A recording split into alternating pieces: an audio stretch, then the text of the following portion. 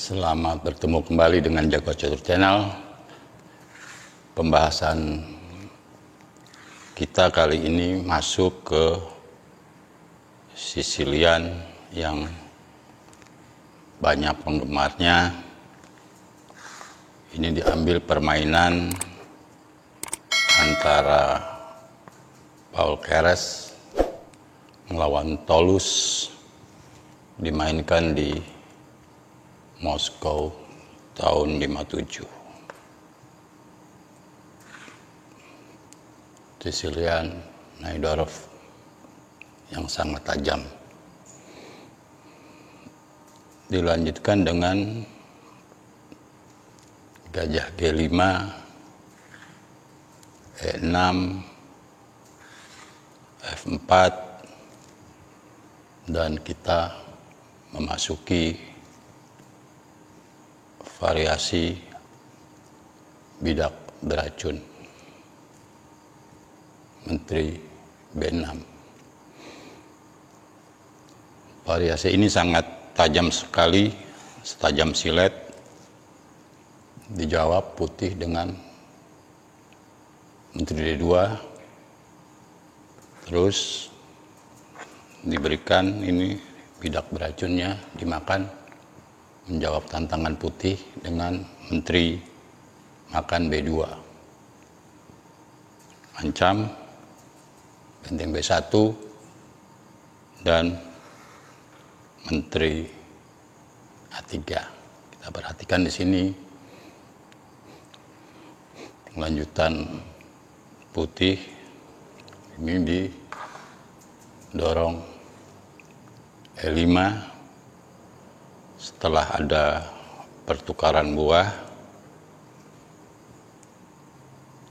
D makan E5 dan F makan E5, pukul E5, hitam menjawab dengan kuda F D7.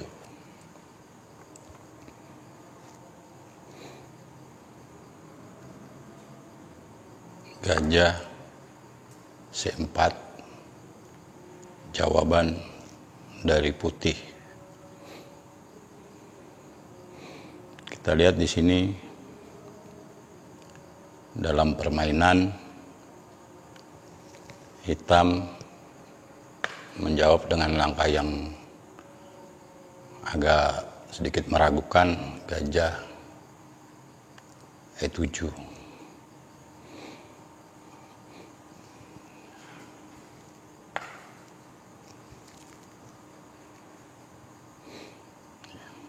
C7 ya jawabannya. Langkah hitam terus diancam oleh putih dengan menteri A3 oleh benteng B3. Nah, permainan berlanjut dengan gajah pukul di G5, sama-sama mengancam menteri.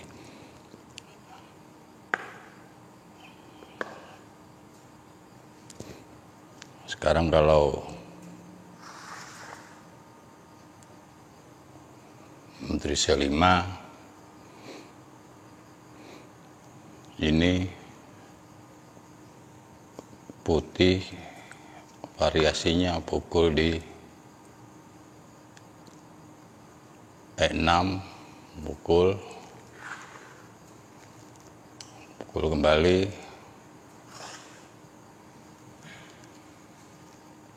pukul E5,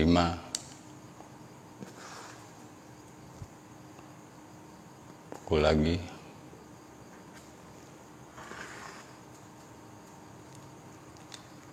C7 ya, dalam ancaman.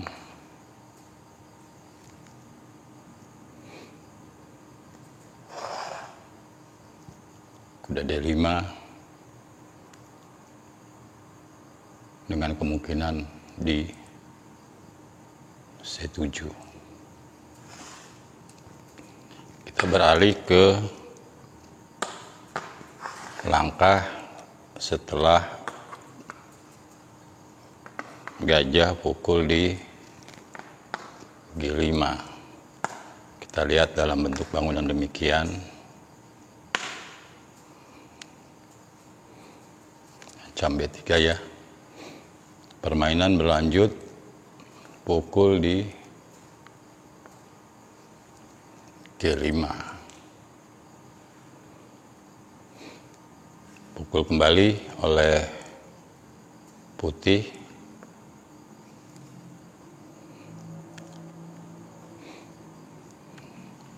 Ini dalam permainan dijawab menteri 7. Bagaimana seandainya ini ada juga kemungkinan menteri 5 kemungkinan agak lebih baik.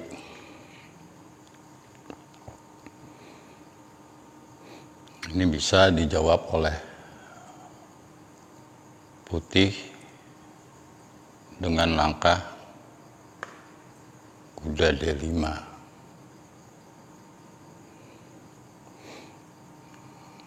Sekarang kalau dimakan oleh E, ini bisa dilanjut juga dengan kuda F5, ancam di G7 dan di D6.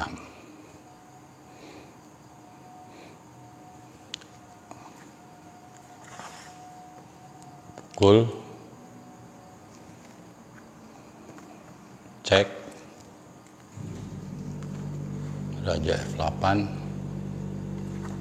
pukul E5,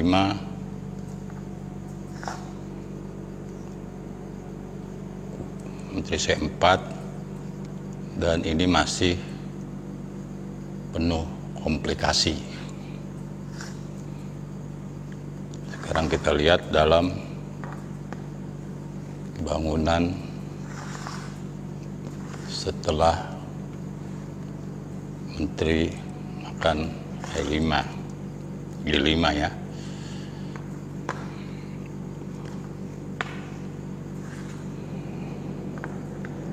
Nah, demikian bentuk bangunannya ya.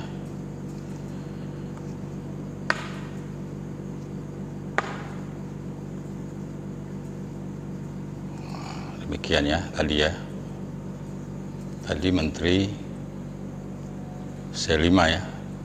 Ini setelah menteri makan di G5. Permainan berlanjut dengan jawaban hitam menteri E7. Pukul oleh menteri G5. Kita lihat ini sudah hitam berusaha meminimalisir serangan dari putih dengan berusaha mengadu menteri. Kembali ke G5 dan terus, ini tidak ke E7 namun berusaha mengaktifkan bentengnya ke G8. Mundur F4 dan kita lihat di sini hitam juga tidak tinggalin dengan berusaha mengancam benteng B3 sekaligus berusaha mengaktifkan buah-buahnya yang masih tertinggal di sayap menteri. Kita bisa lihat jawaban putih tidak peduli dengan benteng yang dalam ancaman namun rokade pendek. Sekarang kita lihat kalau dimakan bentengnya, ini lanjutannya cukup dijawab dengan gajah B3 karena lanjutan yang sangat sulit dicegah oleh hitam penekanan dari putih. Setelah rokade,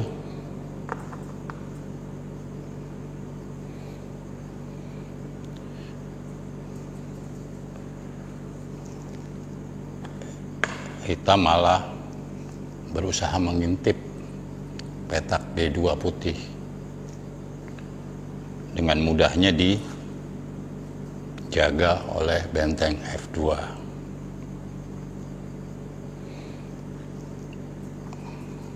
Mengaktifkan buah sekaligus ancam bidak putih di E5, namun Paul Keres, pemain legendaris dari Rusia dulu, memiliki langkah jenius kuda D5 yang sangat mengagetkan hitam. Ini banyak mengandung maksud. Pertama, sudah jelas ancaman di C7. Juga kalau dipukul ya, ini membuat diagonal A2 G8 petak-petak terang menjadi sangat berbahaya. Ada juga membuka jalur aktifnya benteng ke baris ketiga. Sekarang kita coba analisa bagaimana kalau dimakan. Ini bisa dijawab dengan benteng G3, menteri F8. Nah, ini jangan dimakan ya. Oleh putih jangan dimakan. Kalau dimakan hitam masih bisa melanjutkan permainan dengan kuda E6. Dalam posisi demikian, kita lihat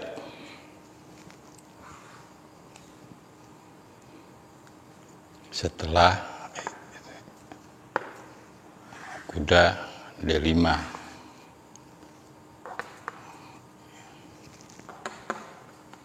ini langkah yang sangat jenius sekali dari Paul Keres, kuda D5. Tadi dimakan sangat berbahaya sekali. Ancaman dari 7 penjuru angin dari putih. Akhirnya permainan berlanjut dengan pemukulan benteng di B3.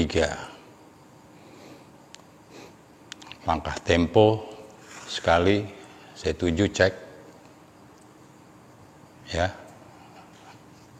Ini juga tidak mungkin karena bisa kena menterinya.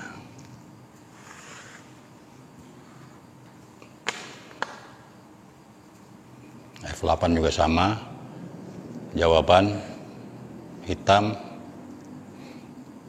raja E7 dan dipukul dengan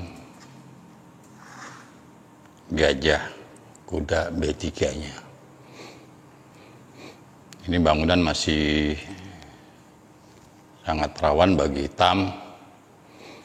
Sekarang kalau ini dalam ancaman ya, kuda benteng B8 ya, benteng A8. Sekarang kalau lari bentengnya ke B8,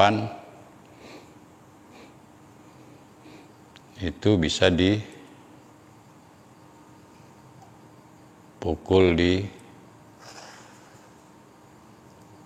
E6.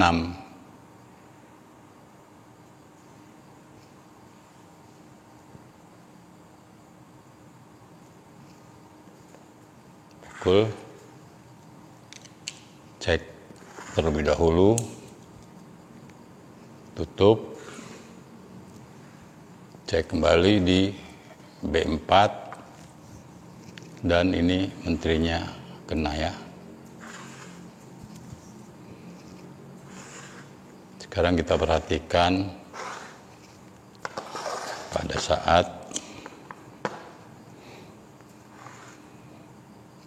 benteng masih di A8.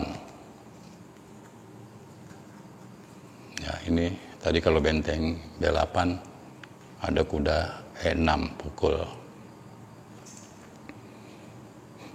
Sekarang bagaimana kalau ini juga bisa kemungkinan, tapi mungkin ini juga karena raja di tengah, ini bisa tinggal makan saja. Ini salah satu ilustrasi. Ini masih dalam keunggulan putih. Akhirnya dalam permainan kita lihat di sini bidak E5 dipukul oleh hitam dengan menteri E5. Terus sangat tajam sekali serangan dari putih. Nah, ini nggak mungkin ke sini karena bisa mati pakai kuda. Sekarang permainan berlanjut dengan tidak ingin dengan raja ke D6. Ini masih dalam ancaman. Dua benteng G8 dan A8 dalam ancaman. Pukul dengan kuda.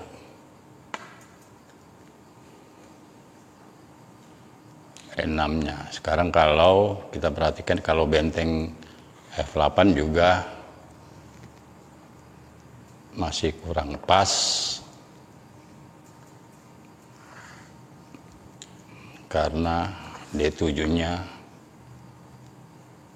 tetap dalam ancaman.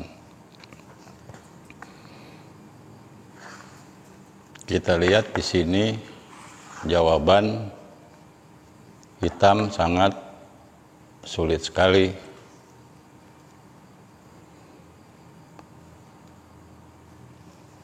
Akhirnya jawaban hitam adalah kuda F6 karena menjaga benteng D8 juga dalam ancaman. Terus pemukulan kuda di F6, berusaha cek, namun sia-sia. Cek kembali, menghindar raja H1, dan akhirnya jawaban hitam gajah E6 setelah dipukul dengan kuda C7 ke E6, masih jawab hitam benteng AC8, dan diakhiri dengan langkah putih menteri pukul bidak di B7, membuat hitam menyerah karena ancaman dari berbagai lini, ancaman dari 7 penjuru yang sulit sekali dicegah. Sekarang sebagai ilustrasi saja, ini juga